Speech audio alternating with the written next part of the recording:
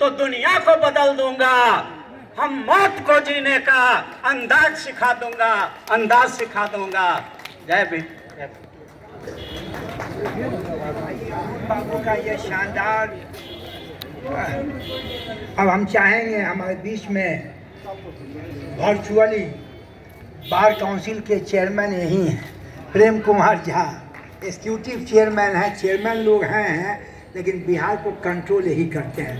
हम चाहेंगे कि आके कृपया, आप बहुत अच्छे वक्ता हैं, 1 घंटा बोल सकते हैं, लेकिन कृपया 2-3 मिनट में अपनी बातों को ख़त्म करें।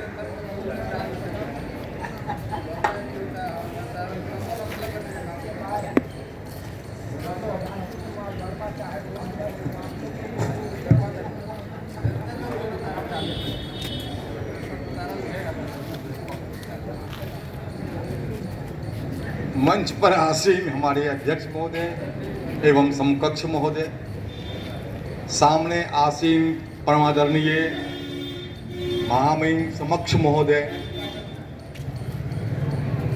हमारे सीनियर योगेश बाबू सबके सीनियर हैं।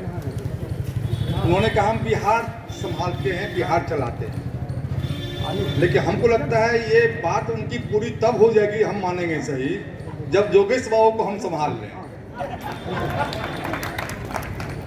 अगर योगेश बाबू को नहीं संभाल पाए आप, तो फिर बिहार बेमानी हो जाता है। अब ये कैसे संभलेंगे, किससे संभलेंगे, ये अभी भी रिसर्च का विषय है। जहां तक ये टॉपिक जो आपका है, आपको सुखदेव सिंह, भगत सिंह, राजगुरु जी और भी हैं जो देश के लिए शहीद हुए, जो अमर हो गए, और हम ये इनका जो चरित्र रहा है, जो इतिहास रहा है, वो हमारे आपके जो जनमानस है, जो संस्कार है कि मरते हैं कीड़े मकोड़े, इंसान नहीं मरते हैं, इंसान तो अमर होते हैं। वो अपने कर्मों से, वो अपने जीवन को चरितार्थ करते हैं, समाज के लिए जीते हैं, वो इंसान है। जो देश के लिए जीते हैं वही इंसान है, अपने लिए जो जीते हैं वो कीड़े के समान। ये अनायास निकल रहा है, कुछ सोच के टॉपिक इतना बढ़िया है, इस पर तैयारी होनी चाहिए थी, लेकिन तैयारी है ही नहीं हमारे पास। अभी जस्ट कंपनी करके आ रहे हैं, राजीव बाबू हमको परेशान किए हुए हैं, है ना। ठीक है, उनका आशीर्वाद मेरे साथ है।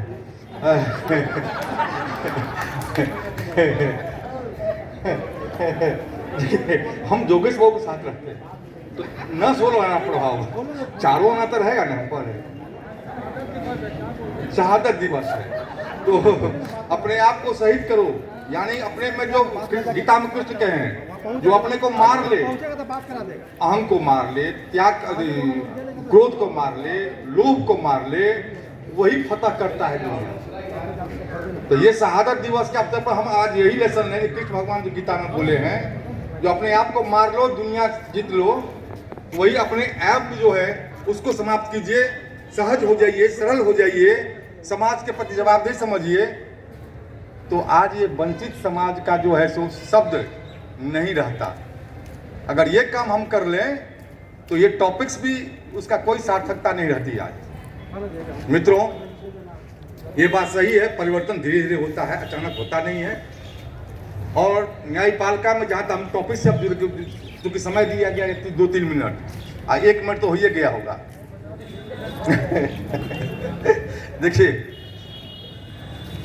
मेरा ये कहना है, जिस प्रकार से कोई तार का पेड़ है, अगर वो कहीं एक जगह से कमजोर है तो कभी भी तूफान आएगी, बारिश आएगी,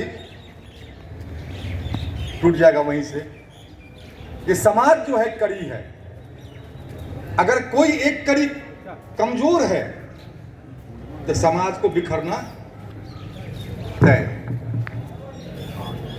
और वंचित समाज उस कड़ी में इतिहास बता रहा है, आता है। जिस दिन वंचित समाज वंचित न रहेंगे, दलित समाज दलित ना रहेंगे, उसी दिन समझेंगे समाज का पूर्ण निर्माण हुआ। और ये हर क्षेत्र में ये होना चाहिए, इनका उत्थान होना चाहिए, चाहे वो न्यायपालिका हो या अन्य क्षेत्र हो। अब आप देख लीजिए, सबसे अहम एरिया है निजी क्षेत्र।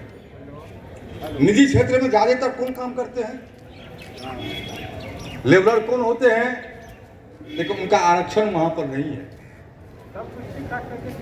वहां भी उनका आरक्षण होना चाहिए।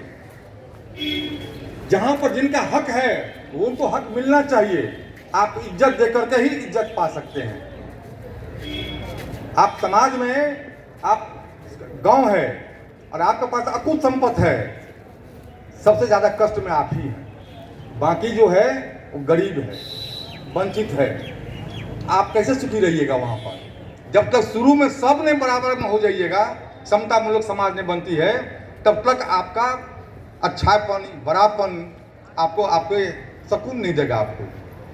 मित्रों, उसी प्रकार से आरक्षण हुआ, लेकिन आरक्षण तो हमारे मित्र वक्ता पूर्व वक्ता बोले हैं, आरक्षण तो मिला, लेकिन लगभग आधा पद जो है सो खाली है। ये कौन सा आरक्षण का लाभ मिलेगा? किसको मिलेगा? न जिनको मिला उसको फायदा हो रहा है, न उनके माध्यम से लिटिगेंट को फायदा हो रहा है। तो आरक्षण पद जो खाली है वो खाली न रहे, है ना? तो हम समझते हैं कि संपूर्णता में जुडिशरी का अपना काम करेगी। जिसका जो हक बनता है वो हक मिलना चाहिए, तभी सबको सुकून मिलेगा। और जहां तक चुनाव की बात है, आप बड़ी गौर से देख रहे हैं। हम चुनाव की बात नहीं कर रहे हैं, इसलिए नहीं कर रहे हैं कि सब कुछ सब जो जानता है, ये जनता है, सब जानती ही है। इसलिए यहाँ पर कुछ बोलने का जिक्र नहीं है। आपने जिक्र कर दिया, नहीं करना चाहिए, इसलिए कि कोई भी ये समय नहीं है और ये टॉपिक्स नहीं है कि उस उधर को जाए भी। लेकिन हम इतना ही कहेंगे, हमारे मित्र लोग मुस्कुरा रहे हैं, हम इतना ही कहेंगे कि भाई